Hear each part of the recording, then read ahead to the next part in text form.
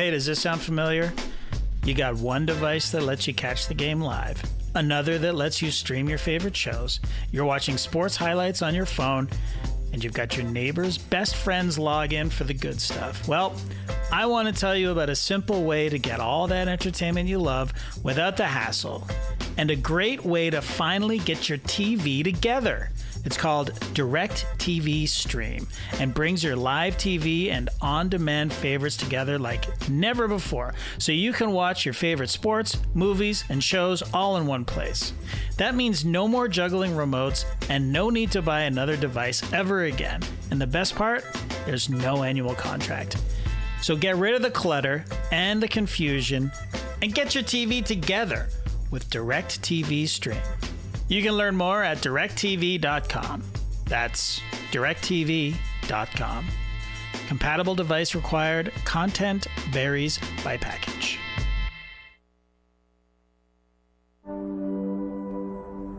Yo, what is this? It's guys swimming. No way. Yeah, check it out, man. It's guys swimming. WTF, this is sick. Hey, what's up, guys? Hey, what's up? Yo, what is this? Guys swimming? You got it, man. Epic. Hold their breath? They hold their breath underwater and then they do one of these. What's going on? Hey, man. Hey. Hey, man. What is this? Swimming guys? It's guys swimming, yeah. Epic.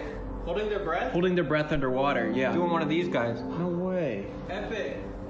What's this? It's guys swimming. Like fish? Well, yeah, but they're guys. Incredible. Guys swimming like fish. Guys swimming like fish. Breathing underwater? No, holding their breath, but they do one of these. Oh, they do like the breathy guy come up for air. Exactly. You got a bunch of swimming guys out there. We do indeed.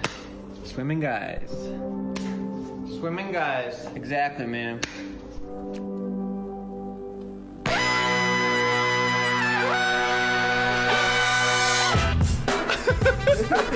Good morning, sweet world, and welcome to the No Dunks podcast on the Athletic Network. That's maybe my favorite cold open in a long, long time. It's Friday, January 14th. This is the Drop podcast. We're here in the Classic Factory. I'm J.E. Skeets, and alongside me, as always, Tess Mellors. What's up, everybody? I was about to finish my Wordle, and then that cold open came on.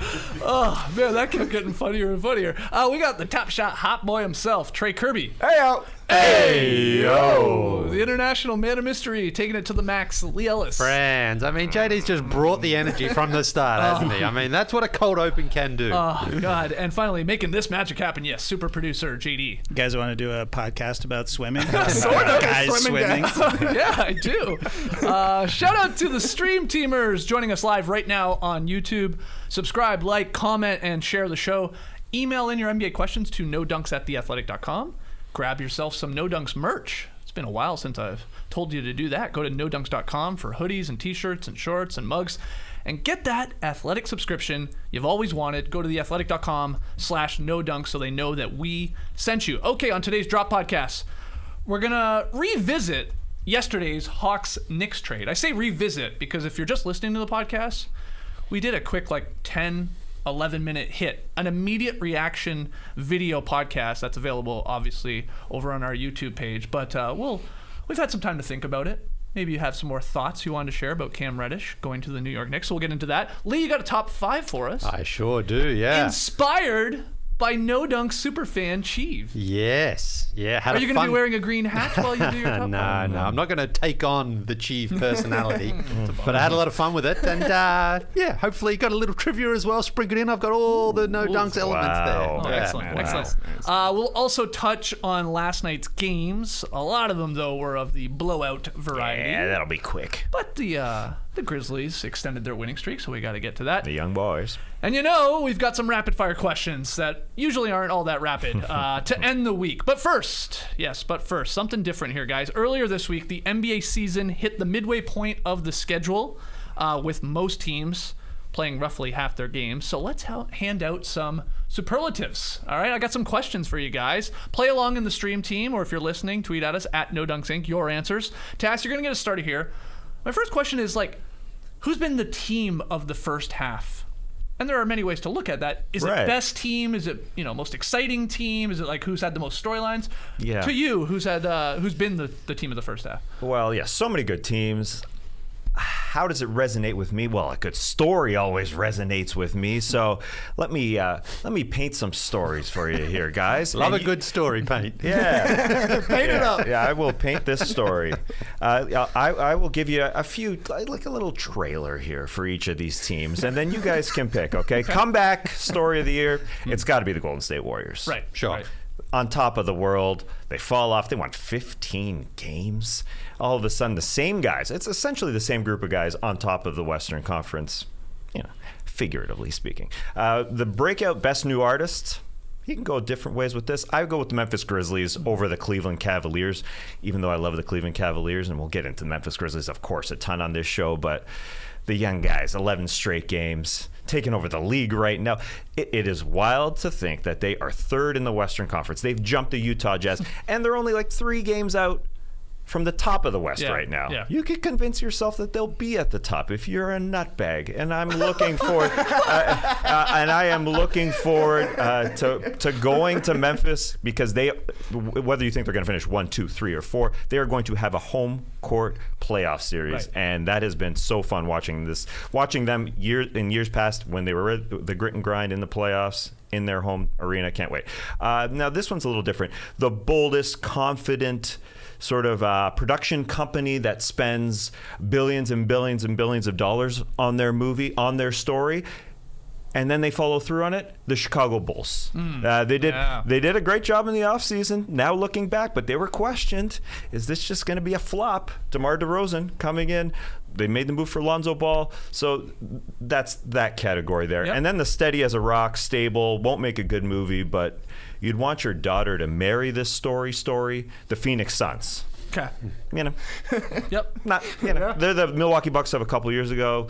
Just rock solid. Right. And then this team is sort of an annoying good story. They're almost arrogant. Try when they want and get away with it. So you kind of gotta hate them story. The Brooklyn Nets. Nobody's gonna pick the Brooklyn Nets, but they have been a very, very good basketball team. And then what happens on Thursday happens kind of often with this team. They lose to a team like the OKC Thunder after beating the Bulls the night before. Yeah, handily. I was going to say the Bulls, the Warriors, they're all sort of gelling together. Anyways, so those are my trailers. I don't know who you guys want to, what did I say? Paint a story? Paint a story, yeah. The Warriors, the Grizzlies, the Bulls, Suns, Nets. And we'll get into them because of these different categories we have. But I don't know. You can go either way. I mean, the Grizzlies have obviously taken over the league. Well, who would you pick as the team of the first half? Well, I mean, I think recency bias comes into play here a little bit, because I thought the Heat were the best team out of the blocks. I think the Bulls have been there. I think the Suns have been there. The Warriors losing 2 in a row is not great timing for it, but I think they've been the most impressive because of what Tass was saying. From the last 2 seasons, they were out of the playoffs, and now I'm not sure what the latest odds are. I think the Nets are actually the favourite, but I would have the Warriors still when they've got their full complement of players. Draymond obviously has missed the last 3 games. He's missed the last 2 losses, and Klay Thompson is working back in. But when they have the time together and everyone back together, I think they probably are the best team in the Western Conference, and I think they're probably better than the Bulls, who right now are the best team numbers-wise in the Eastern Conference. So I think the Warriors, we expected them to be better than they were the last couple of seasons.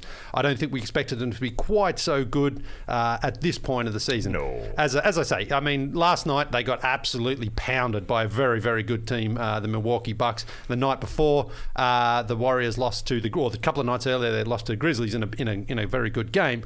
But I just think where things are standing right now, Warriors and Suns are probably the best 2 teams in the Western Conference, but I would have the Warriors just a smidge ahead of them as far as team of the season so far. Okay, what about you, Trey?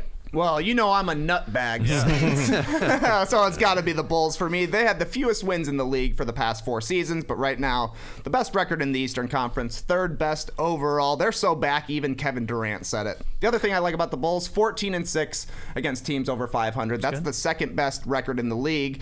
The only team better is the Suns, who are 16-6, and that's actually my choice for team of the first half. They're the only team right now with single-digit losses. They're just so consistently good. Yep. Every player they run out is good. Every center they put out there alongside Chris Paul is going to get 16 points and 10 rebounds. They're just good. They've almost immediately become the Jazz, where we're like, oh, you're just good. You're just going to win a whole bunch of games right here. So yeah, I'm going to tip my cap here to the Suns. 18-game win streak.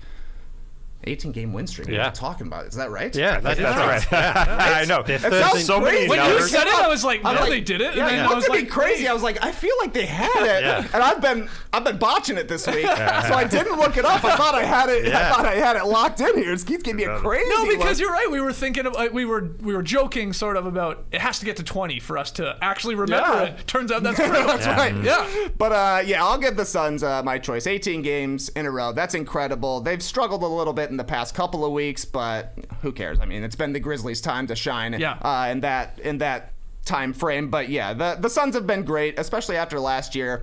I came in saying I wouldn't be surprised if they take a little bit of a step back this year, just because things worked out perfectly for them in the playoffs to make it to the finals. That hasn't been the case. They just look like a standard championship contender. Yeah, well, they were 1-3 out of the block. So if you want to take that into consideration, they're 30-6 since then. So they have been, after that initial start, and they had the crazy stuff within the organisation. They've certainly rebounded from that.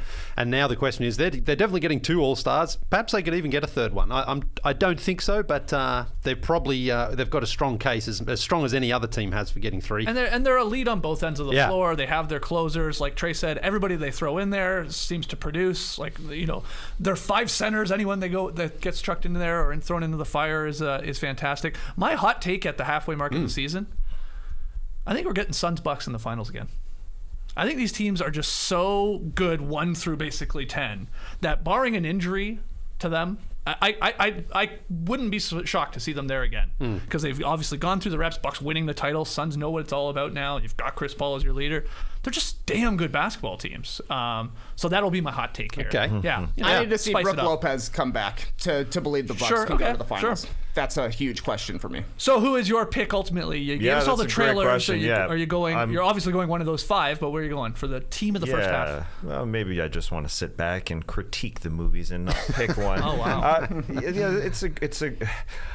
It's tough. The Suns have been, obviously, as you guys said, so consistently good. They have been 6-4 over their last 10. They have come back to earth just a touch. But so have the Jazz. So have the Warriors. Yeah. Right. Yes, but I would pick the Warriors. I think the Warriors at the beginning of the season, obviously we had no idea that they were going to come out of the gates like this. And Steph consistently said, we're going to have 3 sort of iterations of this team. We're going to come out of the blocks, then we're going to have Klay, and then we're going to have this team that ramps up for the playoffs. So this little weird stretch, it's not too shocking, I guess, when you factor in the Draymond Green, factor in new Klay, which I think is really throwing them off. They're just seeking Klay out at the beginning of games, and we've always said that this team is sort of an ebb and flow type team, and they've just been taken out of their flow because they're looking for Klay every possession, especially Steph, to me. And I'm making excuses for them.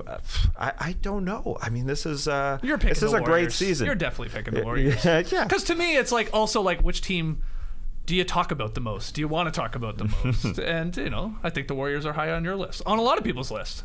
So I think it's fair to have them as the. But not team of the Phoenix. first half. Phoenix is obviously going under the radar. Totally. I 100% agree with that. Yep.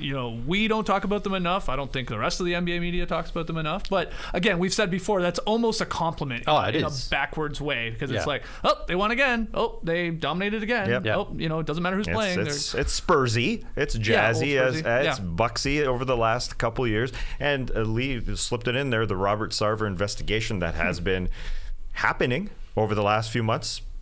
We've heard nothing in terms of the outcome of that, and it hasn't affected them one iota. No, not on the floor. All right, our next question here at the NBA halfway mark. Biggest surprise. Trey, which team are you going with? Biggest surprise physically and mentally for me. It's got to be the Cleveland Cavaliers. Coming in, you say Bump. Evan Mobley. Yeah, buddy. You guys are in sync today. Yeah, we're fist pumping like crazy over here. People were telling me it was risky to go across the table for a fist bump from Leigh, but it's not that bad. I think they were more worried because Leigh left Tass hanging, notably. Right, when we were in the office once upon a time.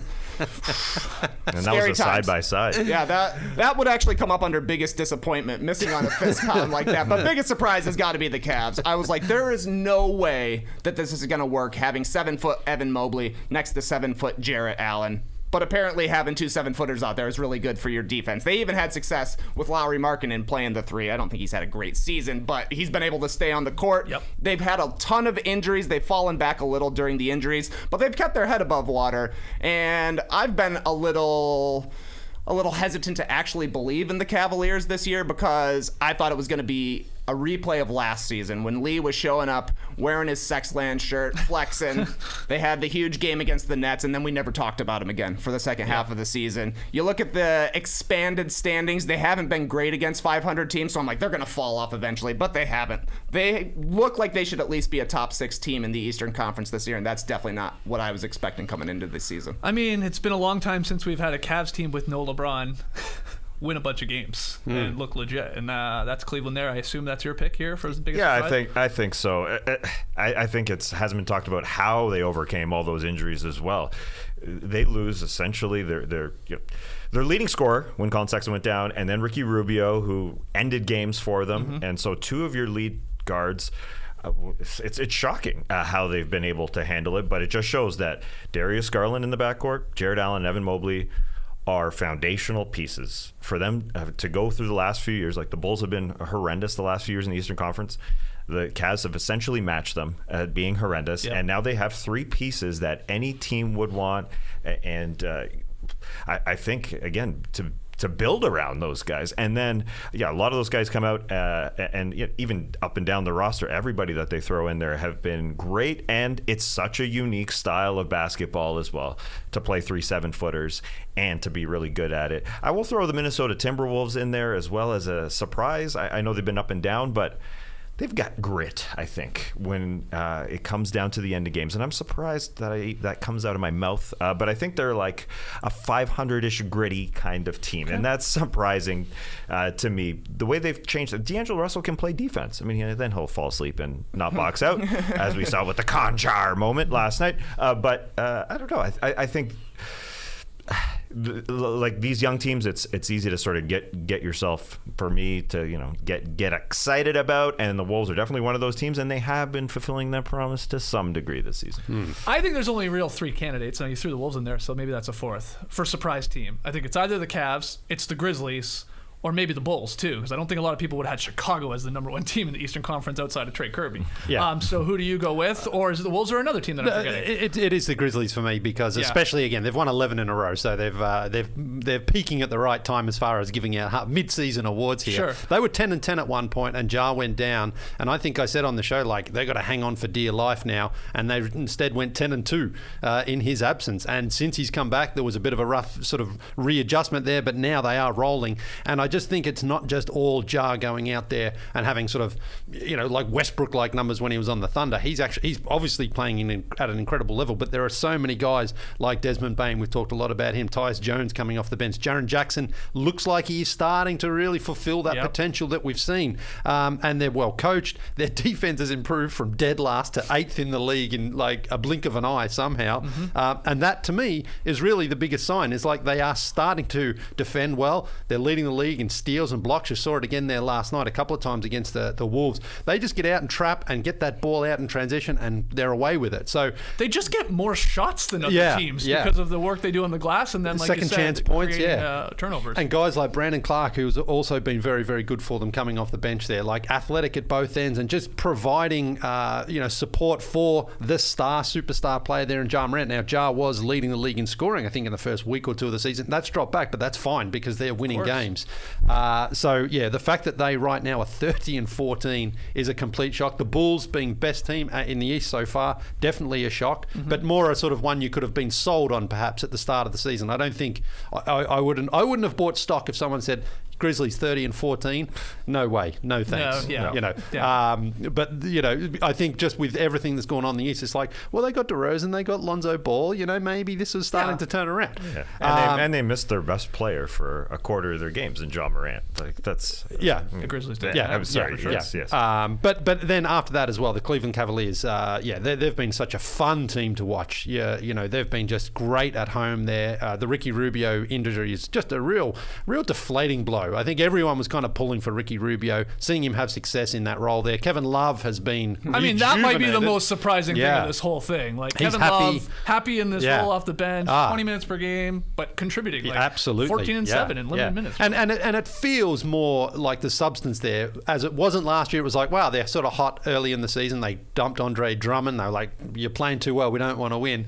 Now it's like, Cavs absolutely have to be looking at top 4 in the Eastern Conference as their goal for this season. Oh wow! I mean, like, that's one hell of a goal. I know I'm not saying they necessarily will get there, but I think they look at where the Eastern Conference standings are right now and think, this is a good young team we've got. We've got a way that's winning. That should be at least what we're aiming for. Sure. I mean, I think they just want to, let's get our young guys in Garland, Allen, and Mobley into a playoff series. I mean, that's just awesome experience. Get some reps. Even if you lose in 6 or whatever in a first-round series as the 5th or 6th or whatever seed, that's okay. Because you got to get into those like pressure-packed moments and see how those guys handle it. And 4 seed, that's a little high, but that's in what the they playoffs, should be aiming. absolutely. Yeah, that's where they should be at. They're 2 games back of the Bucks. Now, you think the Bucks are going to get better. The Nets as well, the Heat. So it's going to be tough. But from what they've shown us so they're far, in the mix. Yeah, they are. Then it's not like they're 8 games back or anything like that. A couple of things go right for them, and they could be there, especially with so many teams being affected. The Sixers are ahead of them right. Well, actually, the Sixers, they're tied with them right now, but the Sixers, it's a little unclear exactly how good they're going to be for the second half of the season. We've talked about the Cavs so much that I call JB Bickerstaff Bernie Bickerstaff. Yes. None of us caught it. Exactly. Yeah. We've said it so much. I even made a very timely weekend at Bernie's joke when I said it, and nobody called me out, either for the joke or for saying that was his wrong those name. In sometimes. I know, he does it all the time. It's like, Yeah, but I called him Bernie Bickerstaff. Yeah, But I know. Obviously, it's a did. name Yeah. that has been in NBA history. Does so that JB probably, stand for Junior Bernie? I think it might. Probably. Probably. I think he just doesn't want to go by Bernie. John Blair.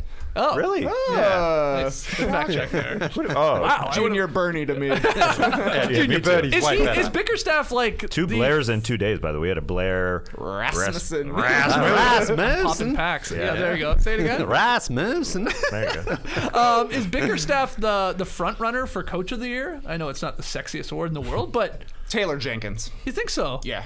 Grizzlies are in 3rd. Yeah, I mean, the but- Cavs, we're talking about the Cavs so much. They're a game out of the 7th spot in Yeah. the Eastern Conference. The Hornets are right there. You know, a good week and a bad week is going to mean a lot in the second half of this season. It's a bloodbath from like 6 through 12 in the East, but the Grizzlies are running away with a home court advantage, and they missed their best player for a quarter of the season. True. I think Taylor Jenkins is the guy. The counter to that is Taylor Jenkins hasn't been there like for the last 5 Yeah. games or whatever, and like all these coaches that they have just filling in, they continue to win. I'm just Yeah. kidding, of course. Yeah, he's probably at the top. Yeah. Bickerstaff's going to get some votes.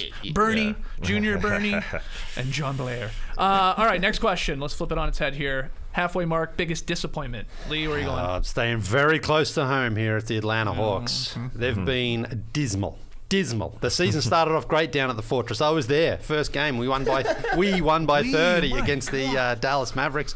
They look great. I thought this is exactly what I wanted to see, like a convincing victory at home. Just that carry on from last season, and it started off great. And they were 8-1 at home at one point. Now they've lost 9 in a row down at the Fortress. But their defense has just been abysmal. Offense... Dismal and abysmal. Dismal and abysmal. Their offense is deceptive. I think it's 4th in the league right now. I mean, but it just doesn't mean anything if the other team is... Their offense is so much better than your defense. And that's the problem here with the Hawks. They made the trade yesterday for Cam Reddish. Now, we discussed it, and we think there's something more happening there because that can't be the move. You get a guy who's not even really going to play and a first-round pick from the Knicks. So there's got to be something else here. Travis Schlenk has talked about it. He's addressed it. It's like, this is not working. They need to figure out what they're doing going forward. Is John Collins a part of this future? They signed him to a nice extension in the offseason. I think he should be, but maybe not. Maybe they're like, you know what, we need to mix it up a little bit here. But just Trey Young had the 56-point game against the Portland Trailblazers. It came in a loss. He's been okay. I think he's been decent, actually, but that's about it. Offensively, he's been back to sort of his best. I think he will be an all-star, but that's it for the Hawks. Otherwise, it's been very, very bad season for them.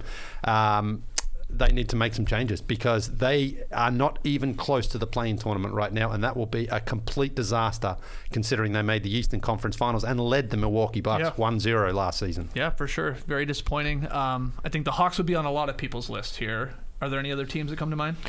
Well, I wonder, we'll get to the trade a little bit later, but if the Hawks are making a little addition by subtraction with the Cam Reddish, I'm high on Cam, super high on Cam, but the reports yesterday... Cam's high on Cam. Cam's high on Cam, which we knew. We knew, and the way he shoots the ball, when he comes out, he's confident in himself, but maybe there was a locker room rift going on. We'll get into that a little bit more. Looking forward to more Cam talk. But as far as disappointments, I jumped to De'Aaron Fox. I know he's your man, just as an individual player.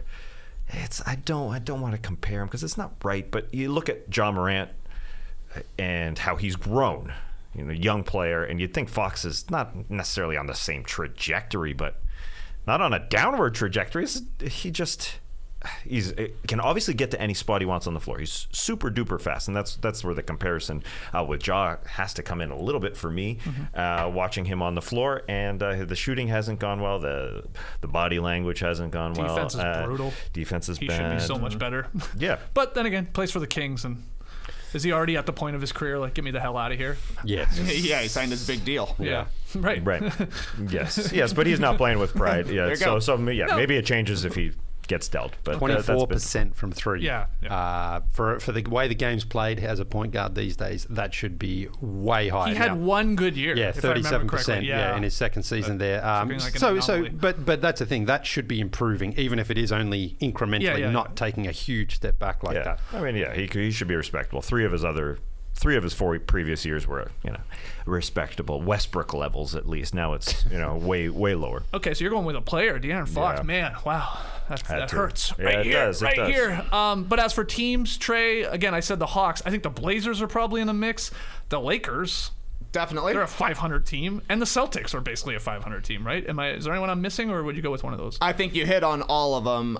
The Blazers, for me, I had them kind of struggling to make the play-in tournament coming into the season just because they're a super shallow team, and a lot of their success last year was Dame Lillard being incredible in Dame time. That hasn't been the case this year. Obviously, he's been missing time as well. And with him missing time, with McCollum missing time, they just don't have enough players to be competitive. In the Western Conference, Celtics, they're the same team they were last year. I think we're seeing that you can change your coach, but the thing that really matters is changing your players. Same thing happened with the Pacers. Same thing happened with the Kings, right? It's all about the players. You got to do something else besides just your coaches. So the only other one I would throw into the mix has got to be the Pelicans, because they had such a bad start. 1-12 to start the season, but they've been winning games ever since. They're up to 16-26 now, but if you lose 12 of your first 13 games, you're really behind the 8 ball. Right. So we haven't seen Zion yet. Brandon Ingram has been playing great, but it's hard to make up that kind of a deficit, even though this is a long season. And, maybe with the Blazers falling off, they'll have a chance to get in there. It's going to be Minnesota, Sacramento, and New Orleans. Woo-hoo! Going for the 10th seed in the Western Conference. Let's circle back in April to say who was the most disappointing team, and we can choose one of those two that doesn't make it. And then you see some of these stats, some of these 5-man lineup stats, and the Pelicans have the 6th best one in the league. With they found the right players. Do you know who they play enough? No, I mean, gotta be Herb. Yeah, I was gonna say Herb is found into the mix. Yeah. Devontae Graham, Josh Hart in the backcourt, Herb, and then Ingram and Jonas Valanciunas. Yeah. It's a good starting lineup, but then even the Blazers have a good one as well. But number one, do they play enough minutes? AKA also known as injuries, and then the bench coming in as well. Right. So they found some chemistry there in New Orleans, though. So hopefully they can turn it around. Of all the teams, because you picked Fox, is there one that jumps out to you as the most disappointing team of those ones? Maybe I threw at Trey. Well, yeah. Celtics. You and I were higher on the Celtics maybe than some people. Yeah. Like Trey. I thought last year was just ugh. It was one of those brutal years, disappointing, but they'll get back to sort of who they were, the levels they had been playing years prior. Maybe the new coach. just a fresh voice in the locker room will change things up, and it hasn't really. Trey's right, but I thought it would. For sure. No doubt. And the Lakers as well, just because they're in the friggin' headlines day in and day out, but also just on the floor, not giving enough on the defensive end. It's all on Anthony Davis's sort of shoulders, but as we've mentioned on the show, the last couple of years, they've been the number one defense in the league. So you'd think it would just sort of carry over with the same leadership. Even though they lost some of their defensive players, they had Dennis Schroeder manning the point last year, and they were still number one in defense. So, just the whole entire team there, I think they are just, waiting for the second half of the season. So they will be a little different. Next question here. NBA halfway mark, breakout performer. I like this one. Trey, where are you going? There's only 2 candidates, and it all comes down to age. If you're a young guy, it's Ja Morant. He could win MVP this season. It's not out of the cards, I don't think. I mean, Steph, we said he was a runaway winner. People have caught up. I mean, Giannis is going to be part of in the mix, of course. Kevin Durant's going to be in the mix. But, I mean, Ja's making his case right now, and this is really the Derrick Rose season for him. A huge jump in respect around the league and just control on the court and his approach to the game. Derrick Rose won MVP his 3rd season. Ja could. And I don't know. It's either that or the 0-1 Iverson season, if you want to compare it to that, where there's one guy whose force of personality just lifts everybody else. That's what's happening. The other one is DeMar DeRozan for the old guys. He's never had this much buzz in his NBA career. When he was making all-star teams with the Raptors, he was the 1.5 guy there. I think we all would say that Kyle Lowry was the leader of that team, but DeRozan has become the leader for the Bulls team. Even though Zach LaVine's having a good season, DeRozan is in the mix for MVP as well. Hit a bunch of clutch shots, great fourth quarter scorer, and everybody now appreciates what he's done to grow his game, both with the Raptors and what he did with the Spurs, becoming a really solid playmaker. So I think that everything has just kind of worked out well for DeRozan to really be appreciated this year now that the Bulls are doing well and people are seeing the full complement of his game. Yeah. And entering that huge market has obviously helped. He's number one in all-star voting, which is shocking to me. You mentioned at the beginning of the season, if you said the Grizzlies were at this mark, of course not. But also DeMar being number one in voting, I would be incredibly shocked. Looking back to his Toronto tenure, I went back and just wondered, how high did he get? How high do you think he got? Top 5, maybe? What, in MVP voting? No, all-star voting. All-star voting. East backcourt. 8th. No, at his best, he got way better. He got second. I was surprised. Wow. Okay. I was surprised. He was voted among fans. So, I don't know if I'm just... people like DeMar. People really do. But it is shocking to see him number one with a bullet. He was absolutely up there. And similarly, Ja Morant is now number 2 after the second returns have come out. Small market Memphis Grizzlies, Ja Morant. That is huge. He passed Luka. That is phenomenal. Those are 2 great selections there for breakout performance. It's like the cream of the crop, though. We're at the top here with Ja Morant and DeRozan. Is there anyone else that you think has had a really good first half of the season? Who's most improved so far? I don't want to say most improved, but Well, I would say a couple of guys. I think Desmond Bane has been really, really good for the Grizzlies. Shooting the ball so well. Great defensive player. He's sort of taken a step up as a mature age second-year guy. And then Tyler Herro has been, he's been to the finals. He's had some good moments in the bubble there. Yeah, but that was 2 years ago. So, as far as a breakout star, he's definitely in the mix for the All-Star game right now. Coming off the bench, I think he's probably the Sixth Man of the Year front runner right now. So I think those 2 guys have been the ones who have been pretty consistent for their teams in sort of being that second star. I mean, the thing with the Heat is, Bam's been out for so long, Jimmy Butler's missed so much time. So on the basis of games played, Tyler may have been their best player this season, just on that. So, and they're second in the Eastern Conference right now, the Miami Heat. So they're being overlooked for sure in terms of just their win-loss record because of all those things you said. I have Tyler Herro on my short list too. He might be in the running for most improved too. I wonder, will we ever get to a point where a player just wants to rack up most improved wins so they have an awesome year and then they win, so they have a bad year, I should say. Then they have an awesome year, they win most improved, but then they purposely tank their next year, chuck it off the glass, throw it out of bounds, just play like shit. but then flip it around again and try and win it again. God, that'd be the long con, though, wouldn't it? Like, I'm going to be really good this season. I'm just going to suck next Well, season. no one has and then won bounce 2 back. most improves. I mean, you can't really. Come can on. you? Siakam was in the running for it, remember, in back-to-back seasons for a month. Giannis was in sort of in And the Giannis, conversation as well. There was even... But that's the that's thing true. is, let's not get into No, it I know, about I know. is he a star to a superstar, or is he a that's There's levels to this. Exactly. Okay, so Tyler Herro, Yeah. you said Desmond Bane. What about you? Well, I'll jump. Ja is the one. Yeah. Adam Reed in the stream team throws in it's Lance Stevenson. Come on, Oh, y'all. okay. Of the last 2 weeks, kinda. Breakout. I mean, breakout from G Leaguer to scoring his most points in an Indiana Pacers uniform. I just wanted to mention you could put that Lance. down for the next question. Best moment might be Lance Stevenson stealing the headlines of that Nets game. And one is Kyrie's back. return, yeah. Everybody's going to be wearing and one shoes. So you're going Ja Morant? Yes. Okay. He's, again, it's so great to see him at the top of the ballot, very near the top of the All-Star ballot at number 2. So I love the small market love. I'll throw a couple other names I think that had really awesome first halves that maybe surprised some people. Fred VanVleet. I mean, we knew VanVleet was good. I mean, he got a Finals MVP vote You for sure crying out did. loud from Hubie Brown. But I was skeptical whether this guy could actually be the number 1 guy when it comes to like scoring the ball and setting the table and still playing great defense for a team. And he's like proven me and maybe a lot of people wrong. It's crazy. This guy, when you're like, okay, he has hit his peak. There is no way this guy could possibly go to another level. Well, here he is, and he's in an All-Star consideration. And he probably will make it at this point with the Raptors record, improving. So I got VanVleet down. I put Anthony Edwards, second-year player, just having like a shooting the ball so much more consistently. If you watched the broadcast last night, I don't know if you guys watched the Grizzlies on the call. Trey has said this before, but I had never heard it on the broadcast. They're like, this is Anthony Edwards' team.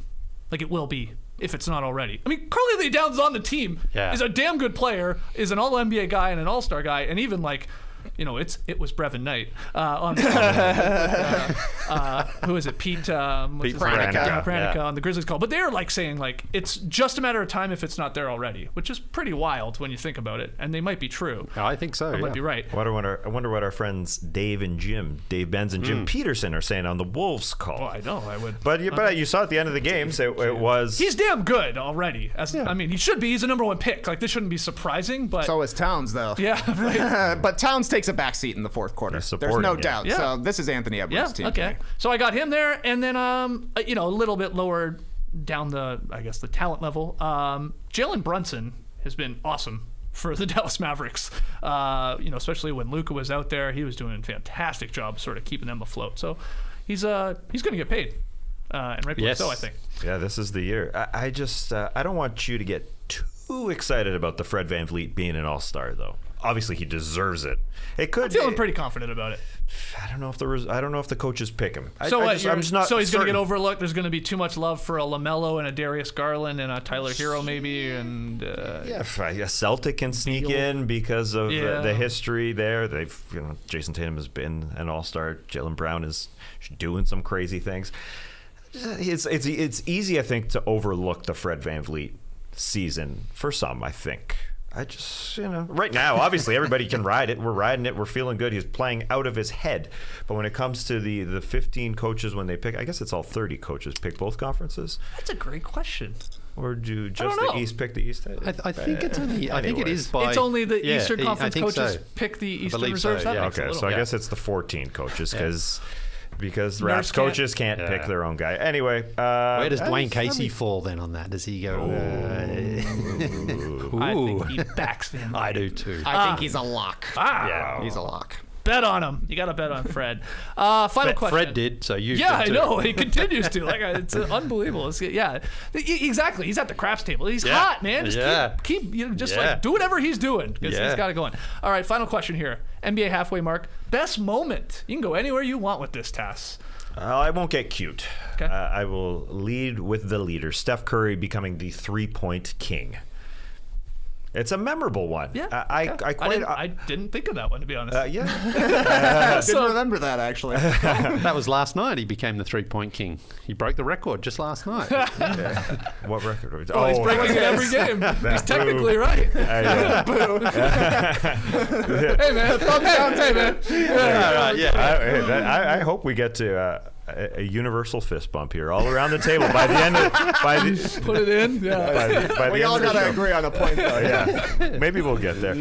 But not just for the moment itself, where the game stopped in Madison Square Garden, but it started before that. It was kind of a 2-week event where we were waiting for it to happen, and we were all getting a little giddy, and it became a little absurd because we thought maybe he could break the single game record to break the all-time record at the same time. He only has to hit 16 in one game. Yeah. You can do it. Set the record to break the record. We just got a little ahead of ourselves, but I love that it also showed Steph as human because he started pressing. He started pushing.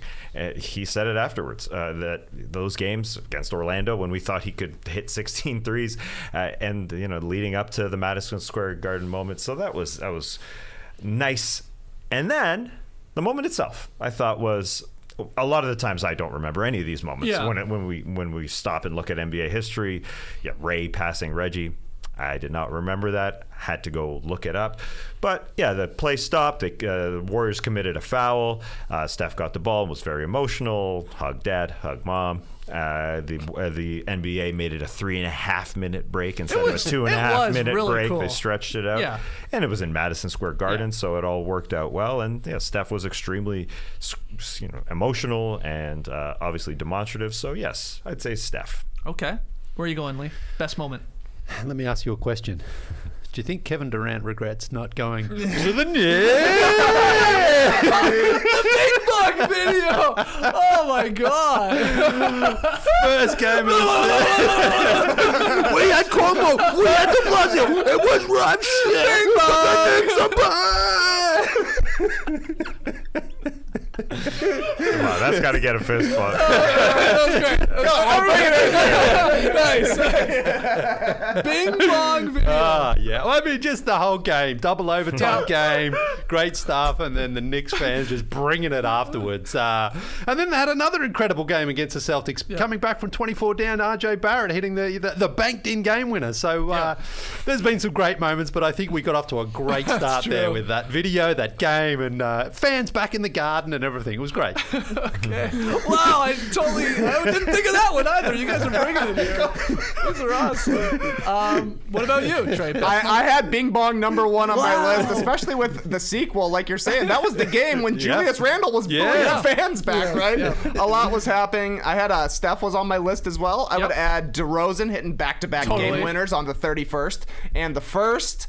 The other two I would add is Ja Morant's block with his armpit at the American flag on the backboard. And the last would be Dirk Nowitzki's jersey retirement with that beautiful statue. That was a great jersey retirement. Even Adam Silver's like, I've been to a lot of these. Nobody does it like the Mavericks. I thought it was awesome. They started with a performance that had a drum line and a symphony and a dude just wailing on guitar. I was like, they're putting every form of music into one form of music here, only in Texas. And it just kept getting better and better after that. So that's my top 5 for great moments so far this season. Those are great. The only ones I would add, Klay Thompson's return was pretty cool. It would have been better if he popped off for 25 or 30 or hit 10 threes. Yeah, but it was really cool. Like all the videos and all the articles that we saw in The Athletic and stuff like that, and how emotional he was coming back. So I'd add that.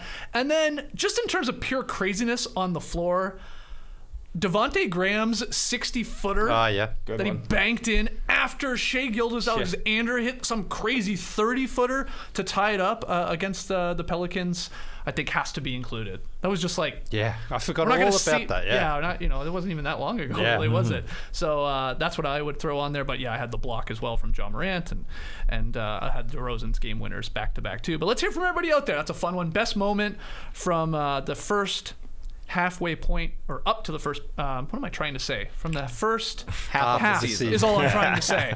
Yeah. I wanted to add the word mark and point in there, but I don't know why. I was jamming it. I do have a trivia question, though, for you. Oh, awesome. Yeah. Before we take our first break. So nobody said for their best moment Trey Young going for 56 points. Fair enough. Like, I mean, the Hawks have been sort of very disappointing, as we talked about. But can you guys name the 6 guys this season, Trey already one of them, so 5 left, to score 47 points or more this season? Steph did, right? Steph scored 50. Anthony Edwards? He scored 48. Yeah. Good job. We have Trey with the 56. He's the leader. There's Jason Tatum. Jaylen Brown. Jaylen Brown, 50. Yeah, he got a 50. Just did it. You have one more guy that scored over 50, and then you've got a 47, which is probably the most difficult to remember. But these are great players, and they're in the restaurant. I'll give you that. Embiid? No. Kevin Durant? 51 from KD. Whoa, forgot about that. Yep. And then one more guy. 47 is a tough one, you said. Yeah, I mean, like, just why would you remember a 47-point game? This guy, it feels... He's at the table, though, is he? Oh, he's at the table. Jokic. Oh, he's at the table. Not Jokic. Embiid. Not Embiid. Giannis? 47-point game. Yeah, he's good. He's good. Yeah, he's good. He probably had 20 boards in that game too, and 8 assists and 4 blocks or something like that. There we go. Because I know you have trivia coming up later. I do have a little. Sprinkle it in. Get the juices flowing. Yeah, Get the juices flowing. All right. Okay, guys, we're gonna take our first break. When we come back, we'll talk a little bit more about the Hawks Knicks trade. You got the top 5. We still got rapid fire, so don't go anywhere. You know how good Sonos products are? When your friend who sells them asks if he can get yours because his stock is totally sold out. You remember Skeets, our friend Ken, sells Sonos product. I think this was pre-pandemic. He was looking for the Sonos Move because he knew we had them. Now, he wasn't about to sell a used Move, but he was wondering. He was in Canada. He was telling us the retail price up there. Things are so crazy up there. Things are always more expensive in Canada. He was thinking, maybe I can get my hands on some moves from my guys down south. But anyway, I wasn't about to let my move go. I had my Sonos Ones coming in. And I was skeptical at first about using them as surround sound speakers. I'm not an audio guy, but I have had surround speakers in my living room, not traditional like Sonos ones, but I saw them in JD's kitchen, his old kitchen. They were up there surrounding the sound and doing well. My man Ken said, yes, put them up. So I paired 2 Sonos One speakers in my living room. I got that surround sound feel. And as soon as that first song started playing through them, I got to stopping in my Sonos One. Big boy. Have I done that before? Have I used that as an ad read before? God, yeah. This isn't my Sonos one time. No. This is my Sonos second time. Anyway, I use voice commands with my Sonos Ones. They were easy to set up with the app. The app works like a charm. I did have a problem once with my Sonos Move pressing the button. Why wasn't it connecting to the app? I just didn't press the right button. Anyways, human error. It works, yes. I am not AI. I am not Montrezl Harrell with that mask on my face quite yet. Although that mask looks really comfortable. It's surprising. Anyway, if you want to check out the Sonos Ones, you can visit Sonos.com to learn more. Let me ask you guys something. Making any New Year's resolutions? Yes, I did. Yeah. Yep, me too. One of mine this year was to find and hire the right people for my small business. I'm sure you guys know. It can be hard to find those sweet candidates, but LinkedIn Jobs makes it easier to find the people you want to talk to faster and for free. You can create a free job post in minutes on LinkedIn Jobs to reach the world's largest professional network of over 770 million people. It's not an exaggeration. That's crazy. Yeah, right. That's a lot of people. 770 million. Actually, more than that. How many people have eaten McDonald's hamburgers? That sounds like the same number. That's a big number. I think they're throwing a B up on there. Yeah, they're being, but I think they took it down. It's like they're bragging a little too much. Yeah, stick to the 770 mil. Yeah. Like LinkedIn Jobs. So they got this giant network, but you need to focus on the candidates with just the right skills and experience. Plus, you can use screening questions to get your role in front of only the most qualified. Then, use the simple tools on LinkedIn Jobs to quickly filter and prioritize who you'd like to interview and hire. LinkedIn Jobs helps you find the candidates worth interviewing faster. Every week, nearly 40 million job seekers visit LinkedIn, so post your job for free at linkedin.com/nodunks. That's linkedin.com/nodunks to post your job for free. Terms apply. conditions also apply. Whoa. Terms and conditions, both of them. Yep. Apply. All right, yesterday the Atlanta Hawks traded forwards Cam Reddish and Solomon Hill and a 2025 second-round pick to the New York Knicks for forward Kevin Knox and a protected 2022 first-round pick by way of Charlotte. If you want to hear our immediate reaction to the trade, check out the 10-minute or 11-minute video we posted on the No Dunks YouTube channel yesterday where we all weighed in, but we've had some time to think about it, Tass. Have you changed your opinion of the Knicks acquiring Reddish and the Hawks getting a pick and why they got a pick here and what they're doing next, if they are? Well, I was high on the Knicks getting Cam Reddish. I see the potential there. And the idea of Cam Reddish is better than what he's shown on the floor. He's the type of player you can get excited for. In NBA history, he's got one of those, the typical 3-and-D body out there. He's ridiculously athletic. It's like one of those guys in NBA history, like your Anthony Randolphs. Like, this guy can do it all. And so I get pumped for him. These articles that have come out in the last 12 hours from Chris Kirshner at The Athletic, basically saying he didn't want to be there. He wanted a bigger role, and he was a problem in the locker room. Maybe there's a touch of that, but a lot of reports about John Collins saying the same thing, and even to some degree Trey Young as well. So if I'm the Knicks, I'd take a chance on him. And this first round pick coming back, you'd think that the Hawks could get maybe a touch more, but as we said yesterday, maybe not. I hope it is for a next step, though. I hope it's a prelude for the Hawks to make another move. They get a first round pick to trade something, because it doesn't really make sense to me to just sit on this first round pick when you're an okay team. What do you think? Well, if he wanted his way out of Atlanta, he got it, and he goes to the New York Knicks, where the expectations from that crowd there will be immediate. Like, he has to go and make an impact, and the challenge for Cam Reddish will be, if he wants more shots, fine, that's one thing, but what's he going to do in the meantime? Because he's not a great rebounder. He doesn't really facilitate the offense. In fact, he's had more turnovers throughout his career than assists. So, it's not something. He's got to add something to his game to make himself valuable when he's not shooting or scoring. We know he does like to shoot that ball. I remember down there the first game of the season against the Mavs, he came out firing. He was firing away. So he wants to show that he can be a guy with instant offense off the bench. That's understandable. A lot of guys want that. But you also have to show you can do more than just that. When the shot's not falling, are you playing defense? Are you out there helping other guys and do that? I don't think he's proven that so far. I think it's certainly the upside there is that you feel like this guy could be good, but he's really got to show it. And it's going to be tough for him with Coach Thibodeau and in New York City. Yeah, he's going to have to prove he can at least try a little bit on defense if he's going to play for Tibbs, I would think. 100% he's going to have to play defense, because he's not going to have the ball, because the Knicks have a ton of guys who have the ball in their hands already. Julius Randle handles the ball all the time. Off the bench, it's going to be Rose or Quickly. Kemba Walker will eventually come back. That's a guy who plays with the ball in his hands. Even Fournier. And RJ Barrett is best as a driver, I would argue. So it seems to me Cam Reddish is going to be playing the same role he played in Atlanta. Obviously, that's not what he wants, because he's going to be coming up for his second contract pretty soon. So hopefully it works out. They could certainly use some wing help. I would rather be trying out Cam Reddish than sticking with Alec Burks if I'm the Knicks, just because, the theoretical ceiling of Cam Reddish is more interesting to me than Alec Burks at this point in his career, and I think it's going to end up all right for the Hawks as well. John Collins should get some more touches, and I think that you would rather give touches to John Collins than Cam Reddish as well if you're Atlanta. Hopefully there's another move for the Hawks, clearing a roster spot here and also adding to the asset chest for some sort of move that they may make in the future, but I think perhaps this could be a little bit of addition by subtraction, just being able to make John Collins a little bit happier, getting the ball more often as well. Ziller in his newsletter this morning, he, that idea about getting a pick and what does that mean? What's the next move that the Hawks are going to make? And he's wondering if it's not for Ben Simmons, who is it?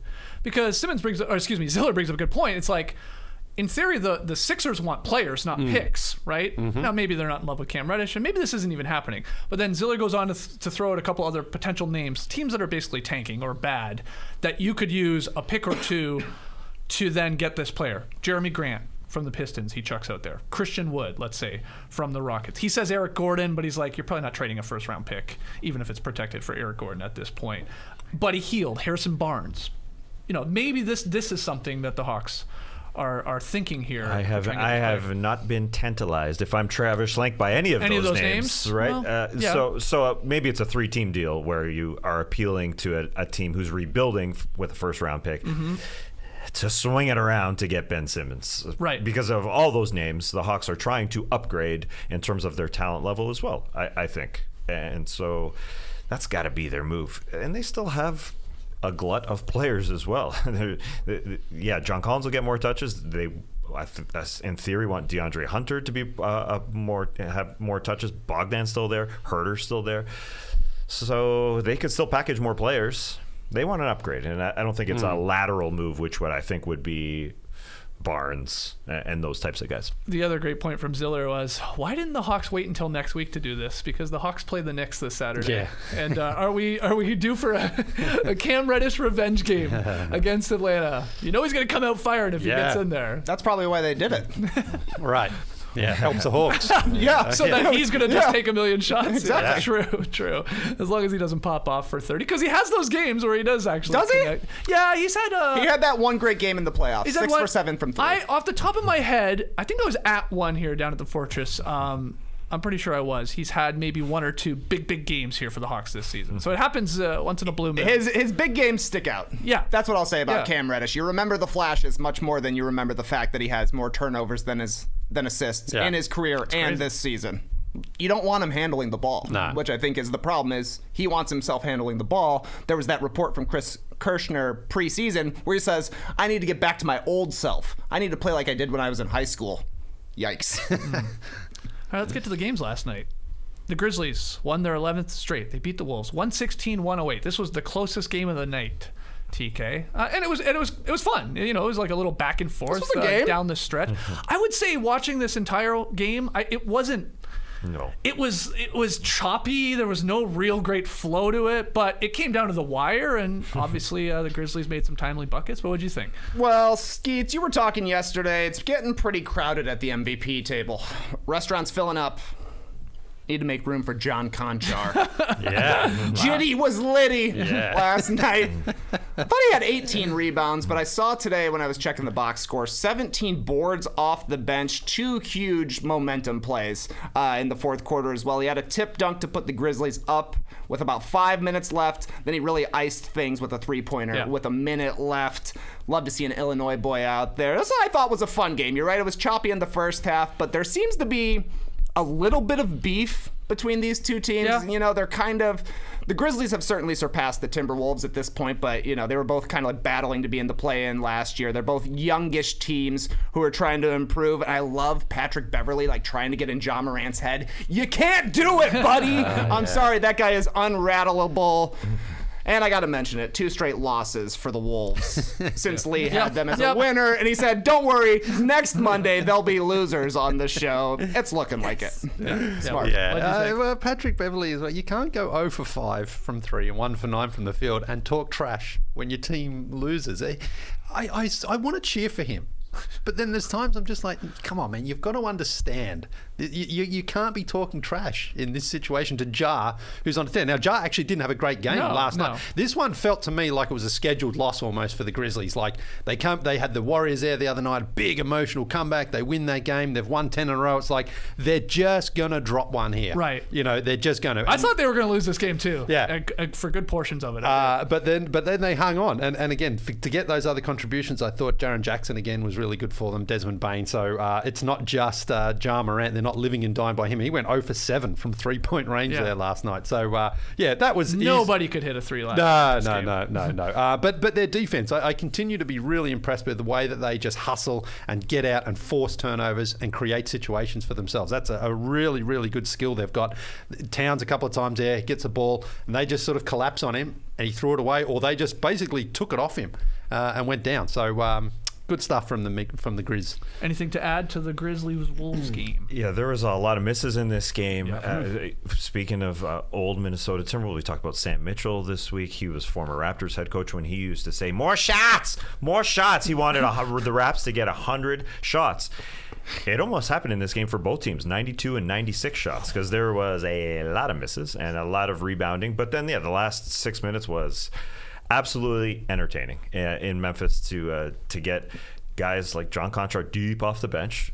They just keep contributing, and so this is extremely solid for that team. And I said the Minnesota Timberwolves earlier in the show that they're sort of a surprise team this year, and that's how low the expectations are for this team. They're 20-22 now, and I'm still sort of positively surprised by this team because they did fight all the way to the end, and D'Angelo Russell sometimes looks good, and they I guess they're figuring out their flow there with who's the lead guys at Edwards and Russell, and then Karl Anthony Towns kind of fills in. But Patrick Beverley, I'm just not sure if you want him on the floor. I mean, he does a good thing sometimes, and it gets into other people's heads. But it's almost not good for the league at times when he's about to cross the line, and John Morant is an MVP type player on the other side, and that's who he likes to go at, the best of the best. And the line is it's blurring, and then Beverly's going to cross it at some point. I mean, he's obviously in the latter part of his career, but he's one of those guys that. If you're Adam Silver, you're just kind of watching like, what is this guy going to do? He did it to Chris Paul, remember, last season in the playoffs where he gave him that big shove from behind like that. Now he kind of regretted it, but those are the sorts of things that could took cause... out Westbrook. Yeah, I mean, that was more a sort of in-the-moment play, but the thing is with Chris Paul is he had time to think about it and go up and do it. So, yeah, he could do some damage because he just can't seem to control himself in those moments. Patrick Beverley's in your head. Yeah, because there are times... Are we talking about Beverly? There are times where when he does commit himself defensively, he can be right in the guy's face and cause those problems. But then it's like, okay, just stop there. But then he'll give it all back. We'll be talking about him like a Matthew Dellavedova, at some point, like something that he does that takes out a start. How excited were you, Trey, be honest, that we were going to get some big beef there from John Conchar? Were you going to go with what I suggested on Twitter to you? It sort of doesn't roll off the tongue, but Conchar broiled beef. I saw that tweet a lot of times last night. It's like a Deja Rosen boo. It looks better typed out, I think, than it does when you say it. But I thought you were talking about fish. I saw it in you put it in a WhatsApp chat. I thought it was a charbroiled fish. Charbroiled, yeah. Burgers, for sure, are a thing. That's right, yeah. Shout out to Harvey's. Harvey's, yeah. Yeah. For sure. That's what I think of when I hear charbroiled. Canadian fast food establishment. But okay, so did you have anything better, Chamber? No. I probably would have gone with Conchar broiled, but I like it. There was a chance. I was like, he had 15 boards with about 5 minutes left. It's tough to grab 5 rebounds in 5 minutes, but there were a lot of misses going down last night, so there was a chance. But I don't know. A bench beef is pretty rare. Rare charbroiled bench beef. That's what I would have gone with. Come on, Johnny. They kept saying this stat as he got closer and closer to sort of flirting with 20. The most rebounds off the bench for a Grizzlies player was... Off the bench? Zach Randolph? Oh, they did say that. 18. Yeah, they said it like 3 say times. Yeah. When he was getting so close to it. But the vibes, I keep saying it, are immaculate with this Grizzlies team. You see what they did. What do you mean when you say that? You just keep saying it. I just think they do. They appear to like really be rooting for each other. Again, he was a perfect example. Conchar after the game, like they all piled on him. They're all rubbing on him. That boy good. Yeah, that's. I mean, look, that happens when you're winning a bunch of games. I get it. They're not alone in this, but I think a part of it is probably they're all the same age. Like they're a young team. They're all in that same ballpark. Outside of I guess Adams is a little bit older, Kyle Anderson is a little bit older, but it's it's all these guys that are 20 to 25. Yeah. So that's what I mean by that. They just and it's I think what I really truly mean by it is it's John Morant. John Morant is super cool. He's the tone setter, as you said, and he's cool as shit. And it's like you get to hang out with the cool guy at school. I don't know why I pointed at you. You get to hang out with the cool guy at school. Yeah, I loved when all the dorks would get to hang out with me. That was really exciting. I did love John Conchar's interview post game. Like you're saying, all the Grizzlies swarmed him. They're saying that boy good. They asked him about the confidence shooting the ball, and he said something along the lines of like, "Yeah, I'm just going out there and trying to take shots and make as many as I can." Yeah. Smart strategy. Sounds like a real hockey player when he says stuff like that. All right. I hate to say make this comparison because NBA basketball is way better, but it kind of feels like a college atmosphere, not only in the arena, just because it's because they haven't priced out the common fan. It feels like everybody loves being there. Obviously, the team is super young. They're rooting for each other. You could feels like a marching band could break out at any moment. But yeah, it's a great atmosphere, obviously. For sure. All right, another game. We'll throw it in here. Giannis had a triple-double. The Bucks destroyed the Warriors, 118-99. This was over. Yeah, it was over at the end of the first quarter, definitely at the half. Very bad. Yeah. I will go back to the point where the Warriors, they can't find their flow right now on the offensive end. I think part of it is, seeking out Klay over and over and over again. I know they won with him in the Cavs game, but Steph is just kind of, if you watch him, he's just kind of unsure where he's picking his spots, because Klay Thompson is the offense every moment that he's out there, because they're just trying to get Klay shots in his limited time out there. So I think that's one issue. Obviously, Draymond Green not being there, it's an excuse for this team because the Bucks don't have Drew Holiday, so you can make that excuse. But Draymond Green, he is their motor on both ends, really. Yeah. A lot of the time with Steph, like, he's the guy who handles the ball a lot of it and makes everything go on the offensive end. And then their defense suffered. We saw Giannis at the beginning of the game. What are you going to do? He's like, they I'm need going to Draymond go Green. inside. Got Looney in foul trouble. He's like, I'm going inside every time. And then the Warriors lost Gary Payton Gary Payton II in this game, the mitten. That doesn't help your defense, which is already hurting because you're without Draymond Green. But I thought the Bucks just looked awesome. And I would like to pick a specific thing. DiVincenzo, I thought, was active. He's back recently. I know he had a stinker of a game when he first returned in terms of shooting the ball, but I thought he was doing all those little things that you want your a guy like him to do on a good Bucks team. And then Bobby Portis, same thing. Yeah. So they just looked awesome. He was hot Bobby last night for sure. There was really not much outside that first quarter. The Bucks came out. They'd lost a couple, of course, there to the Hornets. They needed a bounce back. And the Warriors started off slowly, and the Bucks just got ahead, and they never looked back. The Warriors lost 2 in a row. They're going to lose 3 in a row because they're resting pretty much everyone tonight. Clay's definitely out. Draymond's still out. I believe Wiggins is out, and Steph may even sit out against the Bulls on ESPN. So the Warriors just need to get home. That's been a bit of a rough trip here for them. But yeah, super impressive from the Bucks again. Without Draymond there, of course. Now, Giannis is a tough defender against anybody, but you just feel that Draymond is certainly a big hole that the Warriors can't really replace. Doesn't matter if it's Toscano Anderson. I think he ended up playing it all last night, and Kevin Looney. I mean, Giannis is just feasting on those guys. Yeah. Listen to these other final scores from last night. We had Brandon Ingram scoring 24. Pelicans beat the Clippers 113-89. SGA and Dort led the Thunder past the Nets 130-109.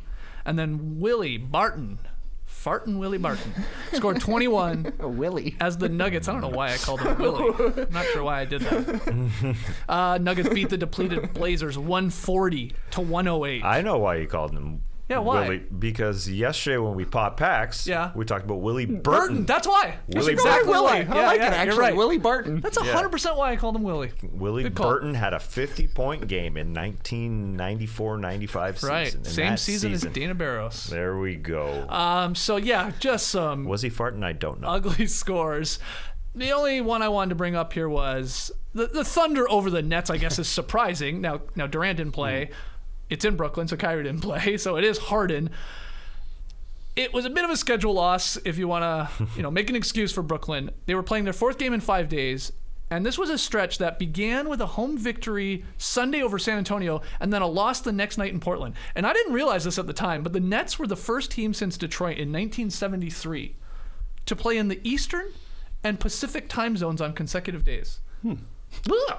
That was a rescheduled game, that Blazers game. That's insane. So, that doesn't happen. So, and I think Harden talked about this. They got in for this one last night, super. He said he went to bed at 7:30 or something like that. That's in what the he morning because they got in at 5 in the morning. So, it was always going to be difficult. And then the Thunder just played awesome. SGA 33 and 10, 9 assists. Dort 27. Giddey another great game, Leigh. And they made a ton of 3-pointers, hit 23s, and had a bunch of assists. So, a shocking final score there. Thunder over the Nets. Anything to add? Yeah, the Nets got their win against the Bulls, so they were like, we don't really care if we win this one. Kevin, take a seat. I'm sort of surprised they played Harden even, really. I thought they might have just said, just sit it out. But anyway, they didn't. He played. They lost. Confirmed. Yeah, that's what happened. Hey, good thing we had that great first segment, where we looked back at the first half of the NBA season. I know, but that happens sometimes. You look. There was the other night where it was the Raptors, Suns, and the Grizzlies, Warriors. The other games kind of stunk. Luckily, all you need is one or two good ones to make a great day. Yeah, we could go for hours on one or two games, can't we? Do you guys have anything to add to those blowouts there? Well, that's why the Nets were nominated for Best Picture, but that's why no one will pick them, because they have this arrogant feel about them. You could expect them to at least lay down for 3 quarters last night. I thought they would pull it out. I thought they would pull out 1 quarter and do it, but obviously that didn't happen. I will say from the other side, Lou Dort. I saw our friends at Down to Dunk, our friends Andrew Schlecht. Why would they ever trade Lou Dort? There was talk about them trading Lou Dort on the Down to Dunk podcast. Wow.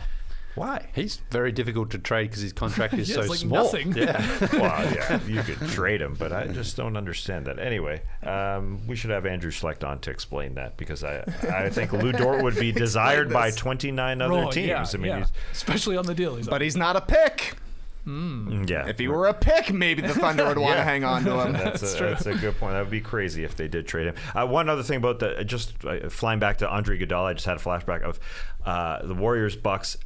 Giannis makes a lot of people look bad, but Andre Iguodala looked super old. Yeah. Trying to guard Giannis Antetokounmpo. And when he played with the Miami Heat last year, Andre Iguodala also looked super old. So I just wonder, in the playoffs, Iguodala is in year friggin' 18 here. He's obviously there to support, but sometimes you got to take him off the floor. Well, absolutely. I mean, Giannis is in the peak of his physical powers, I think, right now.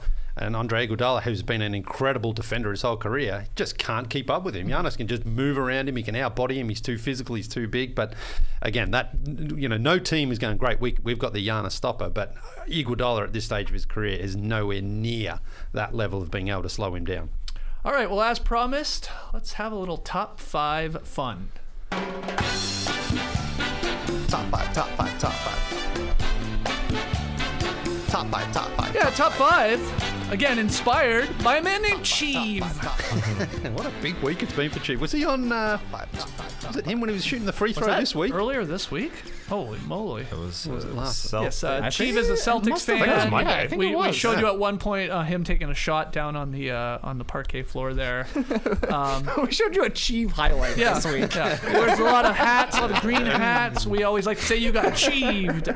Still not really sure why we say that, except it's fun to say. But anyway, he sent in an email, and it's inspired a top 5, Leigh, because he wrote, "Dear No Donkey Bunch, if Damian Lillard stays in Portland for the rest of his career and never wins the NBA Finals, would he be the best player without a championship to play his entire career with one team?"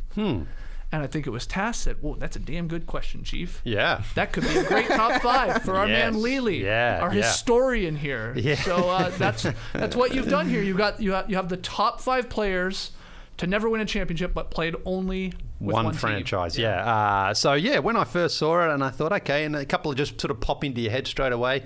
Then you dig a little deeper, and you're like, okay, there's something more to this. So initially, I started looking at this as just hey, what about this guy? But that's kind of no fun if I just say, here's 5 guys. So I've gone for a top 5, but it's an all-star starting top 5. So 3 front court and 2 back court players. Okay.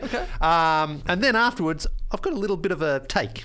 So we'll see how we go with that one, okay? A little bit of a take. Tee up that take, bro. Yeah. Okay, the first spot goes to a guy who played 12 seasons with the same team. Career averages of 15 points and 6 rebounds, 867 games and another 100 in the playoffs, a one-time All-Star. He made the NBA Finals once. Any guesses? A big man, not American. Oh, okay. This is maybe a little more difficult. One-time All-Star, you said? One-time All-Star in 1998. What did you say about the finals? One finals appearance in the year 2000.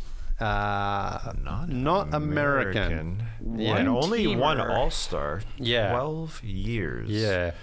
No. Big guy. Had a nice little mid-range sort of jump shot on him. Wow, I have got nothing. He's got a short name. Every player I think of is like, nope, he played for another team. Oh, nope, he played for I think he's only got 8 letters in total in his name.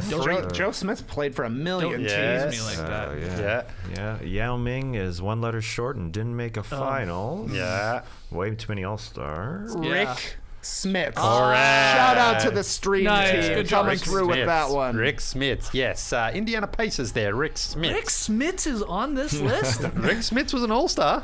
Yeah, I know, but this is top 5 all time. Okay, hey, look. Yeah, hey, this is front court. Alright. Now he's playing power forward. I mean, it's front court, so I can maneuver it because the other man is also 7 foot 4 inches tall. Sadly, no longer with us, Mark unfortunately. Eaton? Mark Eaton, yes, he played about the same amount of games as Rick Smits with 875 regular season, 74 playoff games. Now, modest career averages, but this is why he's in.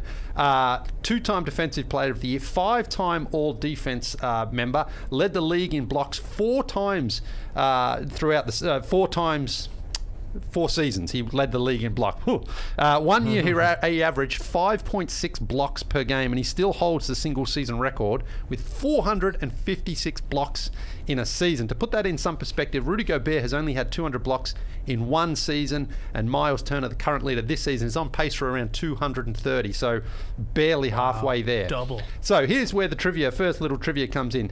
Guess the last guy to have had 300 or more blocks in a season. Serge Ibaka? No, this is going back about 20 years. Oh. Now this guy. Blair Rasmussen? It's got to be Theo Ratliff. Oh wow! Nice. Now, I mean, 20 years ago, come on. yeah, Theo Ratliff, 1-time All-Star. I think of him as a Sixer or a Hawk. He bounced around a few other teams there. He blocked 307 shots in the 03-04 season, but guess what? He played 85 games that season. He was traded mid-season. 85 games. Yeah. He was traded mid-season after 53 games and the remaining 32 with another team. So he played 85 games. Wow, that's a nice little... Yeah. Is that the most games ever played in a season? I think it is. Regular I think so, season? yeah. I think it is. So he wouldn't have got the 300 if he didn't have those extra 3 games. He would have been at 299, I Oh, you believe. checked the game Yes, logs? Wow. yes. I believe he was Sicko mode. I love it. 299. So, yeah. Okay. Who are you going to leave off this team? Well, I know. Rick the- Smits and Mark Eaton, like, no offense, those are good players, but... well, it gets tricky because... Well, there are, like, you like Patrick Ewing, and you're like, oh, shit. Exactly, yeah. And you know, like, when you're going through it, you're Karl like... Malone even, you're like, ah, Exactly. shit. Didn't do it. So the front court spot goes to a legend of the game who made the finals 8 times but did not win a championship. 11-time All-Star, 10-time All-NBA, finished his career averaging 27 points a game on 43% shooting. Is this... Go ahead. I got it. I have it on my list. Elgin Baylor. Elgin Yeah, Baylor, okay, I was going to say, yeah. you said it made it 8 finals. Yeah. It's like, yeah, okay. Jerry Now, Buck. he technically was given a ring by the franchise because he missed some time there. But Well, anyway. didn't he retire in the 1972 season, which the Lakers then went on to win the championship? That's and right. they gave him sort of an honorary Yeah. ring because of his service to the team there. But you're so not counting it. No, I mean for the purposes Is of it, this. like, does it show him with the little ring, you know, No. thing on Basketball No. Reference? Okay. All right. Okay, so to the good. backcourt we go, and we have a 5-time All-Star, 3-time All-NBA, just added to the NBA's top 75 players of all time. He played 1,500 games with one team, making it to the finals. He came up short, had some monster playoff moments, especially in Madison Square Garden. Yep, Finishes with career averages of 18 points on 48, 40, and 89% shooting, including 5 times he shot over 90% from the line. Pretty easy one, I would guess. Yes. Reggie Miller. Reginald Miller. Now, the Reggie. interesting thing about Reggie Miller is the 2008 Boston Celtics, Doc Rivers said, come on, man. Come and play with us. We need a shooter. You'll come off the bench. Reggie was apparently very close to accepting that. Chose not to. He couldn't do it, he said. He couldn't win a championship, especially for the Boston Celtics. So he gets in, but he almost didn't get in. So... You think he regrets it? No, I don't think so now. I don't think so. I don't think he would feel it was like the championship won the right way for him. I think he's like, you know what? I'm happy with how it panned out. Okay. Okay, so the last spot goes to a 10-time All-Star, 11-time All-NBA, 5-time All-Defensive player who holds 2 statistical records that honestly may never be broken because in steals, Chris Paul is the closest active player behind him in steals, and he trails him by 800. And LeBron, who is next as far as active players, is still 1,100 behind this guy. And it's the same with assists. Chris Paul, 5,000 behind this guy still. Come on. Wow. And, that's amazing. and LeBron is also... LeBron's actually best skill is passing, I heard. He is what I still heard. 6,000 behind this guy all-time in assists. This guy's career average is 13 points, 10 assists, and 2 steals per game. Pretty obvious one. John Stockton. John Stockton. So, There it is. that's the 5. Okay. But the question was about Damian Lillard. Yeah. And so here's where here's my take. Here's my take time. All right, take time. I'm saying right now, if you were to pick your 5, John Stockton's on the bench, Damian Lillard's starting this team.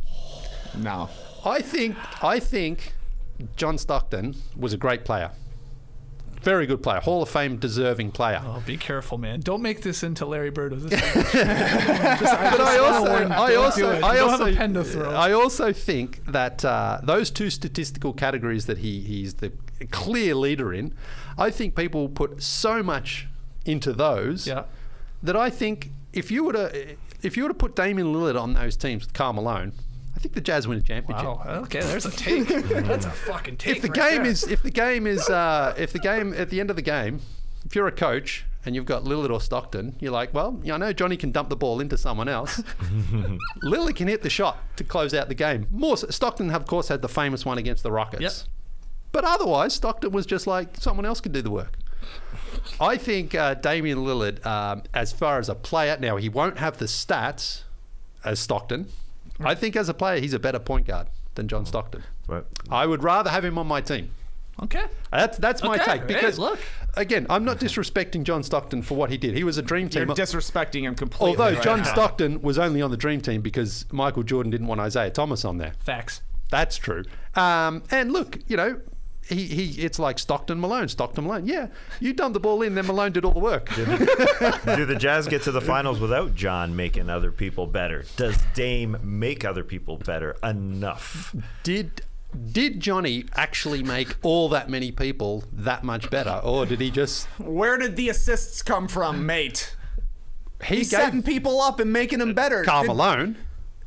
I mean, he didn't only pass to Karl Malone. yeah. I don't even like defense. And I'm defending defense here. Yeah. Did John Stockton make the playoffs every season of his career? How many times did he flame out in the first round, though, as well? How many times has Damian Twice. Lillard already missed the playoffs in Yeah. his career? I This d- is not even close to me. I actually. And I think don't it like is. John Stockton. I can't believe you're making me do I want this. the record to show I do not like John Stockton. I'm telling. I think he was a great player, but I just think when you look at on balance, who I'd rather have on the court at the end of the game, I'm going with Lillard. Okay. Okay. Now, your list here, your top 5, to me, I mean, I know you were trying to make it like a basketball roster here.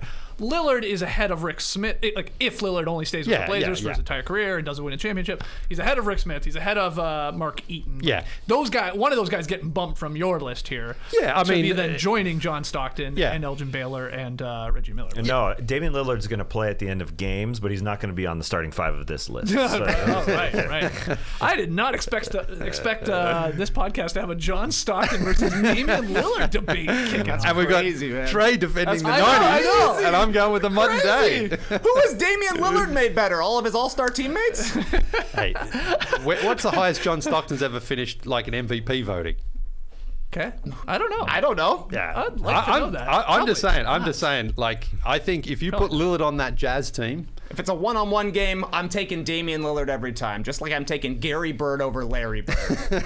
But this is crazy from you. We're going to be talking about this like the Larry Bird streaky shooting. no, look, I'm more than happy to defend Lillard. As far as, like, say, you're drawing up a play for Lillard. For Stockton, it's like you're drawing up for him to pass to someone else. Well, yeah, I think a fair question is, what would John Stockton be in today's game, where you couldn't get all handsy all the time the way he was able to in that era and get all those steals. And an interesting debate that came up recently with our buds. Yeah. Old player, John Stockton, modern day player. Who would you rather have? I don't know why this materialized. This is even more random because they play different positions, but Stockton versus Klay, I guess because... Why did that come? I have no idea. I think it was Klay Thompson's return. Was He's Grish there. involved? But that was a Stockton, weird it debate did, going yeah. on in WhatsApp. Stockton or Klay Thompson. I regret bringing it up. Yeah, that's okay. So I just checked. Highest John Stockton ever finished in the MVP award shares. You want to take a guess? 10th. No. He had a 7th, had an 8th much later, and then he also had a 9th, and then there was a 10th. So 5 top 10 finishes, but near the back end. So never a top 5 MVP voter. Okay. Look, hey. Yeah. Loved it. I love you Yeah. bringing Hey. shit like that to the ping pong table. It was not just a, hey, what about this guy? You know, I thought, why not? Spice it up. Big takes. I love it. Hot takes. All right, we're going to take our final break. When we come back, we got Tweet of the Night, we got Pick'em results, and we have Rapid Fire, so don't go anywhere. Yeah, well, it's a new year, but it's the same me, which means a lot of emailing GMs around the world. You know? I wish I had Grammarly back in 2000. I do. Well, maybe I didn't need it because it worked. I got the tickets. But, when you are writing, sometimes it's research notes, emails, messages, plans, ideas, stories, all that stuff.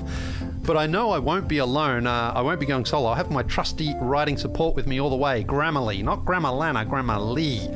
Grammarly's smart, all-powered, AI-powered, AI, Alan Iverson. Wow, what a link this is here. Imagine it was him reading everybody's messages. It's like, that doesn't look right. I'm red squiggling that one. AI-powered writing assistant helps you jump boldly into the fray. This is great. This is what I did. I jumped into the fray with clear, mistake-free writing. That's the best part for me. Grammarly works as you type. It offers suggestions and edits, and you can choose to ignore them if you want, at your own peril, if you ask me. But at least the option is yours. It's not there. He's not tutting at you if you don't. You know, the Grammarly doesn't go, oh well, you messed this one up, haven't you? I like the way that I feel like I have a full-time proofreader, speller, and even confidence builder at my fingertips. Great writing is more than correctness. It's about delivering a message with style. Stalinsky. Grammarly Premium livens up your writing with vivid vocabulary suggestions that always feel natural. Grammarly keeps your writing clear, concise, and correct. But I also like to wear it out on my messages, and Grammarly comes along for the ride. You know, you're writing a message sometimes and you get the little pop-up, you know? So it's the same, even when you're trying to just talk with friends or relatives or whoever. Whether it's a sales pitch or simply a message to a friend or peer, Grammarly will help you strike the right tone, use the right phrase, and choose the right words. Start the year off right with Grammarly. Our listeners, all of our listeners, not just mine, all of them, get 20% off Grammarly Premium at grammarly.com/no-dunks. That's 20% off grammarly.com/no-dunks. Can I ask you a personal question? Please. When you flew over to Philadelphia and you flew in your hot date from some other Well, I didn't part fly of the world. her in, but I met her there, yeah. Oh. Were you guys intimate? Yes, we were intimate, yes. Yeah, I mean, yeah, of course you were. Oh, excellent. Good. Yeah. Well, then, I don't need you to listen to this. Philadelphia's a great city to be intimate in, I will say. Go on. Well, it's just a great city. I mean, it's great restaurants. City of brotherly love? Exactly, yeah. Well, I wouldn't recommend doing that. A city of ancestral love. Exactly. Guys, when the moment for intimacy arrives, you got to be ready like Leigh was in Philly. Roman ready. Whether you've been in a relationship for years or you're meeting some girl in Philadelphia and taking her to a Magic Sixers game, having the confidence that comes from preparation means you're free to enjoy the moment when the moment comes. ED is more common than most people think. In fact, 52% of men between the ages of 40 and 70 will experience some form of ED.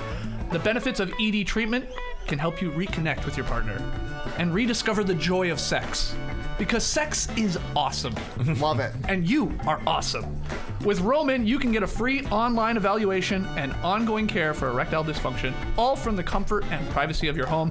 Go to getroman.com/no-dunks today, and if you've prescribed, get $15 off your first month of ED treatment. Make sure you're ready to have confidence and control. Roman ready. Lee Ellis in Philly ready. Just like Roman ready. All right, back with No Dunks. You fired up the stream team today, Leigh, with your fire take about Damian Lillard being better than John Stockton. Yeah, I'm going to stand by it, though. Would you like people to tweet at you? They can tweet if they want. I mean, I'm not trying to start a fight. I'm just saying I think that my point is I just think Lillard's a better player. Okay. Now, those accomplishments of Stockton's are, like I say, almost never going to be beaten. Yeah, they goosed him, though. That's right. Don't say Yeah, that. they goosed him. Yeah. Goosed those assist They numbers. were at a goose shoot. Yeah, they'd be higher in today's game. I'd say. Nah, I'm not sure. I'm not so sure about that. Yeah, they give away an What's assist Chris for whatever. Chris Paul's career high in assists for a season? That's probably what John Stockton would average. What is? But I will say this. Here's something goosey about all these numbers. How did Mark Eaton average so many blocks per game? Had they not invented the floater then? Right. Like literally, like there's the tallest guy in the league is there, and teams are still challenging him. Yeah. What's going on? Well, it's Utah as well, so maybe those stats are a bit Goosed generous. him. You know? Goosed him. And the other thing is, Utah. if you're going to have a coach, you would have Frank Layden, Jazz coach, or current day assistant coach would be Quinn Snyder, who's had a very identical record there for the Utah Jazz. That's gone too far. Yeah, exactly. All right, let's get to tweet of the night. Tweet of the night. Wow. Twitter. JD, tweet of the night, my man. What do you got? Actually not much, to be honest. Yeah, it's not like the old days where I could go into a show with literally nothing. No, you gotta, and then, there's a lot of stuff that I'm doing, and it's been a rough day. The stream team, I treated them to a Zoom Fest earlier. We were just hitting the wrong buttons, going here and there and everywhere. So I don't have a tweet, and when I go into panic mode, what I normally do is I'll go into our potential drops channel in Slack. Now, this is where you guys will drop potential cold opens for the show. Now, today we had an incredible one, the swim guy, and that came courtesy of a person named Cole Ram, and that was a perfect cold open. Like, it had everything. It was funny. It wasn't too long, but it was long, but in a good way. It was like, this is getting long, but now it's funny because it's so long. Yep. So I just wanted to I don't have a tweet, but I do have maybe a new segment where we call it like rejected cold opens. Okay, so here's one that was submitted by our man J.E. Skeets. Okay, and I'm just gonna talk through it and you'll see why it's not great for a cold open. So here we go. It's I don't even remember which one it was. Now this is weeks ago. Now this is it looks like the Melbourne Cricket Ground, and there's a corpulent gentleman being encouraged to scull beer. So he's just sculled one. It looks like 2 beers. Yeah. One more. Yeah, of course. One more. Let's do it. And there it goes. He's great. He's really zero effort. Yeah, like, he doesn't even tilt the cup. It's incredible. Yeah. It's incredible. And No, one more. So we're at he's just sculled 3 beers in the time that this clip started, and now here's the 4th.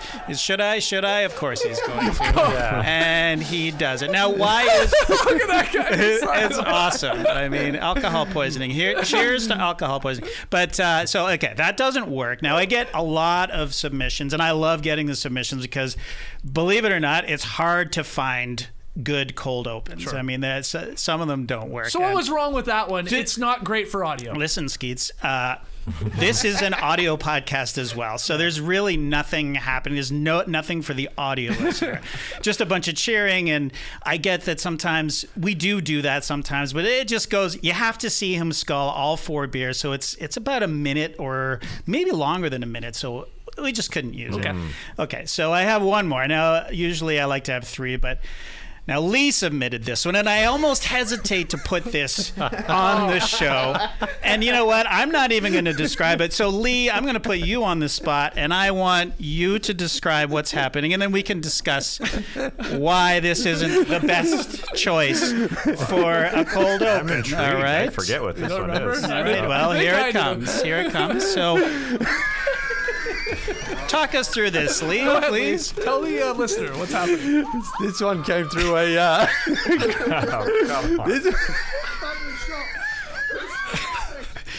right, dead air, Leigh, come It on. came through a group WhatsApp chat. I actually put it through, not seriously thinking JD would put it up. Did you want to explain it? Try to. It's just a game. You can sit around and play with your friends. Maybe we should Get one for the table. It's like Maybe pick 'em payoff. It's like what's the best way to describe that, JD? As if two people were playing Hungry Hippos. Yeah. They're jerking off. Yeah. It's like, The hippos, I guess. Yeah. shout out to Chizzy for that one. He sent that in the WhatsApp. His name chat. is Chizzy sent you that. That was shocking. Wow. That is a chef's kiss on brand from Chizzy. You guys have met Chizzy. He was in the studio one time. Him and Foxy came in. You know a guy named Chizzy and Skeets. Yeah, Think about that. Chizzy. Chizzy versus It's after Skeets. 10 a.m. so we can say whatever the hell we want. Chizzy's claim to fame is that he thinks the best night ever to pick up girls is Christmas Eve because no girl wants to wake up on Christmas Day alone. That's the dumbest thing I've ever heard. Yeah, Chizzy. That is so stupid. That's Chizzy's theory. He's What? he's pulled once You're in a his little life on early there. Christmas Eve. On Christmas Day alone? Oh, you want to hear some Chizzy stuff? That's like scratching the surface of Chizzy. It sounds like Chizzy doesn't want to wake up alone on Christmas Day. Yeah. Just Yeah. wait Yeah. 7 Big time. days until the universal day. Yeah. Yeah. Yeah. Oh man. Great stuff, JD. Rejected cold opens is a keeper for Yeah, sure. we got it. Yeah. But now, do you know the shit we're going to be putting in that Slack channel? That's fine. It's fine. More content. I need more. I'm always struggling. I'm struggling always. So I don't mind throwing that stuff in because I'm like JD has the final say, of course. So it's like I'll just put it out. I'm just putting it in the Slack channel. That's all I'm doing. It's not my responsibility. What about Leigh shaking the shake weight on the starters? That's what that reminds me Yeah, of. definitely. Definitely. But there's no audio, I don't think. It was after a crossfire win. Not going to cut it, We but gotta we'll throw it find in that there. one. That's funny. Okay. Well, let's get to pick'em results from last night. It was the Warriors-Bucks game. Milwaukee was favored by 2.5 at home, and they were up 3 in a hurry, and they maintained and increased that lead throughout the game. Easily won, as we talked about. This brought to you by BetMGM, of course. I'm hot right now, baby. I'm 7-2 in the month of January. Trey got the win as well, back in the Bucks. So you're 4-5. Tass and Leigh struggling a little bit at 3-6, but you guys are right there. And I mean, Trey's just one game ahead. So what's tonight's game? Well, it's an old battle, a classic one, some would say. Dwayne Casey, Pistons head coach, taking on his former team, the Toronto Raptors, who he owns. Pistons, surprisingly, always beat the Raptors. And it's a 7.5-point spread, so the Pistons can still lose by 7 and cover. And that's why myself and Leigh are riding those stones. Wow. While Skeets and Trey taking the Raps. Casey is coaching, right? He is back. Yeah. There is that little twist. Rex Klayman, I think, was their last Kalamian against the Jazz and against the Bulls too. I think so. Yeah, I know he's out Casey's there. been out. Yeah. So. Rex gets out there in the boat shoes. I noticed him out there getting that. I'm not. I think half the NBA head coaches have been in protocol already. 50%. Well, officials apparently, a majority of them as well. I mean, the Jazz were the one team I remember that it hadn't really hit, but that's of course changed over the last week or so with a lot of their guys going into health and safety protocols. All right, so Trey and I have the Raptors to win by 8 points or more in Detroit. Right. Versus a team, like you said, if Casey's there or maybe even not, the Pistons always play the Raps close and a lot of the times beat them over the last couple of years. Okay. Let's end this Fun Draw podcast with some rapid fire questions. JD, you got the cues here today. How about it? I do have the cues, and the first one it is this. I'm stalling. Yesterday, our man Leigh Ellis was late to the dock and had to answer first on the dreaded Ben Simmons story. Tell us about a time you got stuck with something. Who's first here? Me. Trey. Oh, no, not me. Yeah, that's me. Yep. Stalling a little bit here for my stalling. answer. When we moved into our house over the summer, a previous owner will leave some things. Found a BB gun in the closet. Had a piano downstairs. But the worst thing they left was a gigantic roll-top desk. Nice desk. Really well made. But the roll-top didn't work. And it was just taking up too much room. So Laura got rid of it. A couple came over to pick it up. The four of us are working on getting this thing out of the Real the wood. tiny real wood. This thing was humongous. We're talking like millimeters to spare on the door jambs to get it out. We get it into their truck, and the guy says to me, "Your wife's a beast, mate." Let me tell you, I've never been more Roman ready in my life. Blood pumping through my veins. Roll top desk out of here. Some English bloke complimenting my wife. Right, because Laura was just like throwing this thing around. She's strong, man. Yeah. She's strong. She was a rebounder in high school, wasn't she? Led her team in rebounds. Yeah. They kept her off the all-area team. Still beef with the coach. Wow. All right. Skeets. Not as great as that. I've told you before. I worked a job as a physician recruiter during college. It was sort of a part-time job, turned into more of a full-time job, and so I did a lot of things there. So I got stuck doing a lot of things. I actually ended up liking it because it got me away from the computer. But the one thing I ended up doing once was started doing stonework in the backyard. Oh. And it's like, I've never done this before. I don't know what I'm doing at all. But I wanted to do it because it got me outside, again, away from the computer. I sort of was doing a lot of IT work as well. I'm not good at that either. I was like just, jack of all trades is what I ended up doing at that squad. But I got stuck doing, backward stone work. And Masonry? Stone? Like Masonry. stone- That's cool. No, not that crazy. I- That crazy. Like, putting down big, I don't even know the terminology, like just big sheets of rock, like as stepping stones almost. Right. So, Pavers, maybe. yeah, you make sure it's level, you're getting gravel down there, and I did a good job. I milked it. I made it last like weeks, I think. Yeah, you can say I'm getting artsy with it and make it all yeah, off yeah. kilter. You Yeah. know, don't even have to make That's it true. flat. That's you true. know. That's true. Yeah, But that's what's happening. It these was days. fun. Oh, beautiful. Tess. Well, mine is also wife related. I asked Danielle this question, and she said, "Well, that big framed flag you have."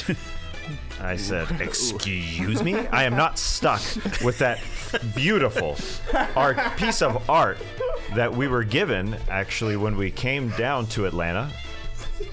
Turner Sports gave us this beautiful combination flag of the U.S. and the Canadian flag. Actually, I put it on Instagram this week, and somebody said, a fan of ours said, Nicholas said, vexillologically speaking, that is a beaut. Vexillologically speaking, the study of flags. Yes, and I totally agree. Somebody put together, like Skeets in a backyard, putting down stones. Somebody sewed that beautifully together. It's very well done, so I can't wait to put it up. I've never understood why it curves like that, though. Yeah, it's fair. Yep. That's the What- touch. Interesting That's the touch. decision, yeah. Yeah, I can't wait to put it up. What is the myself. study of flags? Vexillology. Wow. All right. That's good to know. Yeah. Vexillology. It might come up Yeah, at a there's so many trivia. L's. There's just too many L's in that word. But yes, I agree with you. Why the little semicircle there? I don't know, but I think that was I the think artist's I touch. think an American made this, and they wanted there to be a little bit more America. 55, 45. Yeah. But I would say the Canadian flag has a little bit more width on it because there's a... Ooh, you're right. maybe, So yeah. you might be right. So maybe it's 50-50. Jeez. The perfect split. Yeah. We cracked that one. This week, Clippers sideline reporter Christina Pink took a nosedive after a post-game interview with Amir Coffey. I'm not going to show the clip because I don't have that many hands. Right. The interview had just ended, and Coffey was walking away when Christina suddenly slipped on some water, landing head first on the court. It looked really bad, but she's okay. When have you literally or figuratively fallen flat on your face, Trey? 4th grade, we took a field trip to the Sears Tower, and one of the first things you do is you go into a dark theater where you're watching the history of how they built this gigantic skyscraper. It was packed house, of course, a lot of field trips there, and I saw a great spot to sit. So I was like, I'm gonna run there and sit. Make it around the corner, trip, fall, straight into the wall, as hard as I possibly could. Rug burns, because it was like a carpeted wall on my face for the whole day in Chicago. Not cool. Not very cool. Would you rather have a wood wall or a carpeted wall? That's a fair question. Burn or brunt? I would rather have a wood wall because, it's still made of wood even if it's covered in carpet. So you're still hitting the wood plus the burn. brutal. I'd take the burn. You want the burn? Yeah, I want the scar too. I don't want recognition. Skeets. I will not go literal with this. Instead, I will probably reshare the story because I've answered a million of these rapid fire questions. I got flown out to a sports blogging conference in Las Vegas years back when sports blogs were a thing. They were the hot thing. And I was asked to talk on a panel. I was like, yeah, sure, I'll do that. I was living in Toronto at the time. They were going to fly me there and all that, put me up in a hotel. Yeah, talk on a 90-minute panel the next day, no problem. Sounds fun. Had a bunch of complications with my flight. There was a bunch of delays and things were getting canceled. And I eventually got there to Vegas, but I got there at a really weird time. Must have been just super late. And then, of course, you're in Vegas. I'm meeting a bunch of people I had never seen in person for the first time because, I only knew them online. We're out. You're in Vegas. The drinks are flowing. You're at the tables. And the night got away from me. Let's say that. I had an early panel. I went to bed. I did find my way to bed. And when I woke up, I looked at my watch and said, oh, whoops. That panel's over about 3 hours ago. Wow. God. So then I had a decision to make. I was flying home that day. So I was like, well, I could just go to the airport and fly home and peace out. See ya. Or do I, own up. do I own up to this, find the guy, the person that was putting it on, find him, apologize, explain a little bit what happened, and at least maybe I would feel better knowing I did that. And so I did. And I was happy I did because somebody else who was actually in the same boat as me, the exact same thing happened. Wow. They missed their panel because they were partying in Vegas. They just flew home.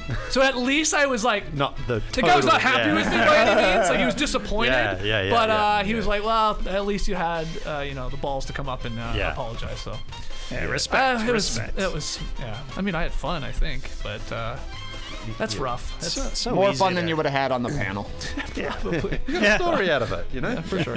I probably shared that. You before. played that squirter game, but that guy was the one who got squirted on the face. You didn't.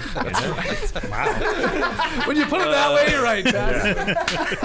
It took me a long time to find a good, a non-offensive word. Squirt. I went with squirter for Square works. It's semi-offensive. It is semi-offensive. Tassie, you got an answer for this one? Literal. I fell off my bike a billion times. There was one time.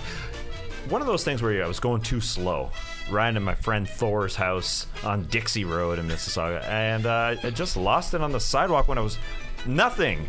One bike accident, nothing in front of me, just chilling, and going too slow and just lost it and went head over the handlebars and just showed up to Thor's house with a bloody grill. And he asked, "What's with your face?" And I said, "I don't know, the sidewalk won." It's just one of those One bike accident. Yeah. Was Thor the dog that bit you? Was it Thor's dog that bit you? It wasn't Thor's dog, no. That was Alexander Kersik's dog. Alexander Kersik. Meadow came and jumped on my leg. And that was in an urn in front of their family home. They kept the dog's ashes. You get attached to a dog, as it turns out. Never heard of that. Well, maybe not the one that bit him. Yeah. Well, Tass doesn't, but Alexander was very fond of that dog. For sure. Yeah. I would have killed that dog, Tass. I would have killed him, and I wouldn't have thought twice about it. Okay, last one.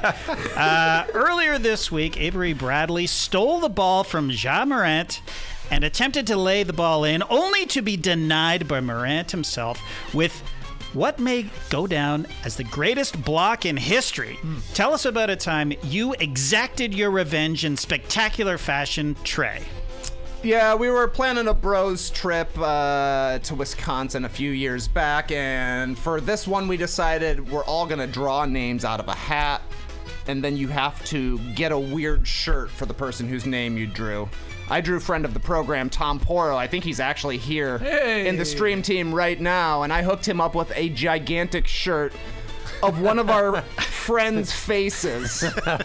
Just a big old Schmidt face shirt here. And the revenge, I think, is showing this picture of Tom Poro while he's sitting there watching. Shout out to Tommy Poro. terrible shirt. Just a terrible shirt. Front and back, same picture. When you sent me this photo, I thought this was for question 1, falling flat on your face, because it looks like he's about to face plant on top of the dog. Yeah, R.I.P. Madden. That dog's dead too? That dog is dead as Oh, well. my God. This is depressing. Yeah. Very depressing. Who's next? Skeets. Yeah, it was 1998. I was 18. We were on a flight from JFK to London. And I saw this person immediately. A baby. I know you've never been to London, so I know this is the story. 7-hour flight.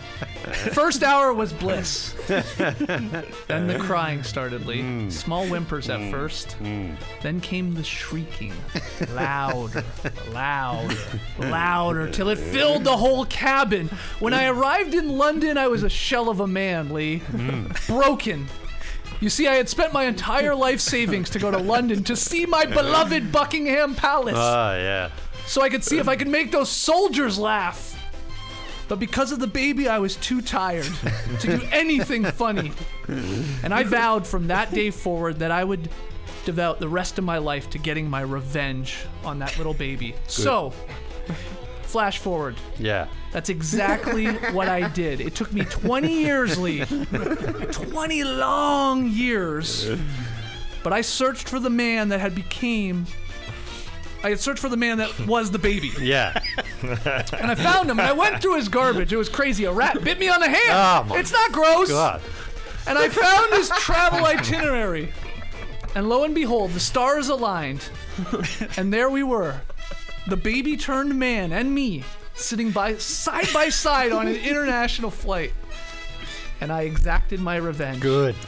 I cried the whole flight. Yeah, that's the way to do it.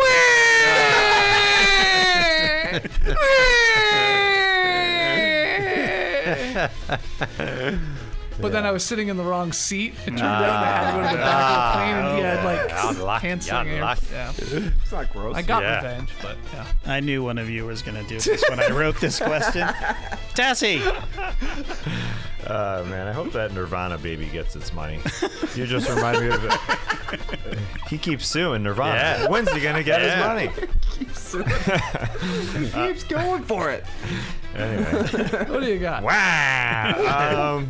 What was the question? Revenge. Revenge. Obviously. Well, I guess I exacted my revenge on Vincent Lamar Carter when he got his way out of Toronto. Of course, I was a super fan back then. He came back with the New Jersey Nets. I was sitting in the upper bowl, and I yelled, "You'll never win anything, Vince." And then he didn't. Then he did not win. You put a curse on him. No. He didn't, but then we made up. He came on the starters multiple times. Now we're incredible friends. Buds. Very great friends. There it is. Rapid fire questions. What a way to end the drop. Another classic, I think. Safe to say. Had it all in this Long one, yeah. Yeah, very long one, which is good because it's a long weekend here in the U.S. I think I said we were going to have a show on Monday at one point. We were going to figure out streaming, but it looks like there could be a trip to Memphis happening. Like, it's legit going down here. We got to go watch the Grizzlies, hottest team in the league, take on doubles. So we are likely going on Monday to Memphis, a 5.5-hour drive or whatever it is. So probably no show Monday, but it makes sense because the game starts so early. I think they start at like maybe 12:30 here in Atlanta, right? It's like March Madness, I think. Yeah, so and then they go throughout the day. So we'll just do Tuesday's show and do like a supersized edition of long weekend, NBA winners and losers. Email in your questions, though, to nodunks@theathletic.com. Follow us on Twitter, Instagram, Facebook, TikTok, @NoDunksInc. Get yourself an athletic subscription. Go to theathletic.com/nodunks. Oh, yeah, that's why I said it's not a big deal that this is a long one, because it's got to last people for a couple of days here. That's why I said that. Yeah, there was a reason. I circled back That's to why it. we did it. Yeah. But yeah, we guys, we'll see you on Tuesday. Subscribe to No Dunks on YouTube. Subscribe to No Dunks wherever you listen to No Dunks, be it Apple, Spotify, and leave your boys a 5-star rating and review. Until we see you next time, Clipper Bros. You heard it here first. Have a great time. Turn up. Love you guys. Awesome. You came around to the reason why we're having a long podcast. Somebody reminded me of why Vince Carter came around and got revenge on me because I bought that program that I thought I got his autograph on, but it was a fakie. It wasn't Vince Carter's autograph. Check out the link below. We did a show on it. Nice. Wow, we're going to put that after every video. Yeah, I like sure. it. Embrace the weekend, people.